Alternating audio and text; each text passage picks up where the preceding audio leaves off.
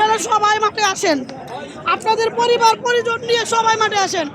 আমরা আমাদের জাতীয়করণ নিব, আর একটু এমপিও নিব না। এই এমপিওর ব্যাপারে আমাদেরকে জীবন শেষ করে দিছে।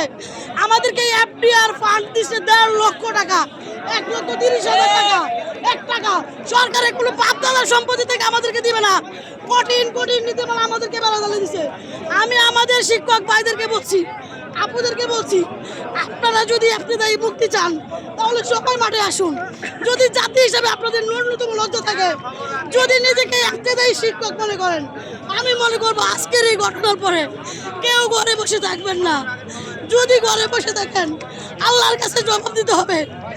আমাদের ভাই বোনের রাস্তায় বসে আপনারা ঘরে বসে শুধু ফোন করেন, 2 টাকা খরচ করে শুধু খবর চান, এই খবর আমরা চাই না। আমরা সবাই মিলে একটাই জাতীয়করণ করব, সবাইকে আসতে হবে। আমাদের সেক্রেটারি এখানে আহত হয়েছে, আমাদের রেজাউল ভাই হসপিটালে, আনসারি ভাই হসপিটালে, আহমেদ ভাই হসপিটালে, আমি আরো অনেক ভাইদেরকে চিনি না, রবিন আপু হসপিটালে, আমার পা ভেঙে দিছে, আমার পা ছিলে দিছে। আমি আল্লাহর নামে শপথ করে বলছি আমি হসপিটাল যাবো না, আমি মরে যাবো, আমার মেরে ফেলাইব। আপনাদের বাকি শিক্ষক বেতন নেবেন, কিন্তু আপনাদেরকে আসতে হবে। এইখানে সবাই আসবেন, আমাদের সবাইকে একত্রিত মনে ফেলতে হবে। হয় আমাদের আপনাদের মুক্তি দিতে হবে, নয়তো আমাদেরকে অবঞ্চিত ঘোষণা করতে হবে। আমি আপনাদের হাতে ধরি, পায়ে পড়ি, আমার বাসা জানা নাই, আপনারা আসেন। আমি আমার ভিডিও বার্তা কখনো দিতে চাই নাই, আমি কখনো মিডিয়ার সামনে আসতে চাই নাই, আমি শুধু পর্দার আড়ালে এতদিন কাজ করেছিলাম, আপনারা সবাই জানেন। আজকে আমি আসছি শুধু আমার একটাকে আমি ভালোবাসি বলে, আমার দাদার প্রতিষ্ঠান, সেখানে আমি দাঁড়াইছি।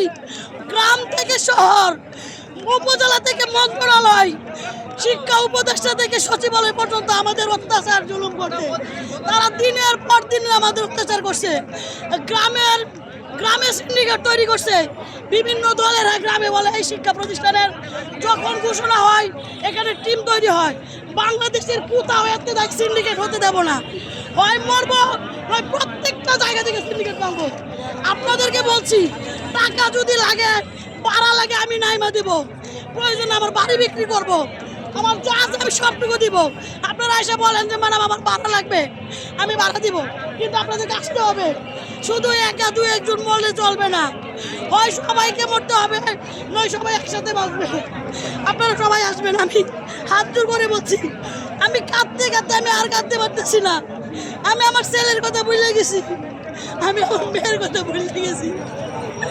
আপনারা সবাই আসুন, আপনাদেরকে মুক্তি করুন, আর সহ্য করতে পারতেছি না।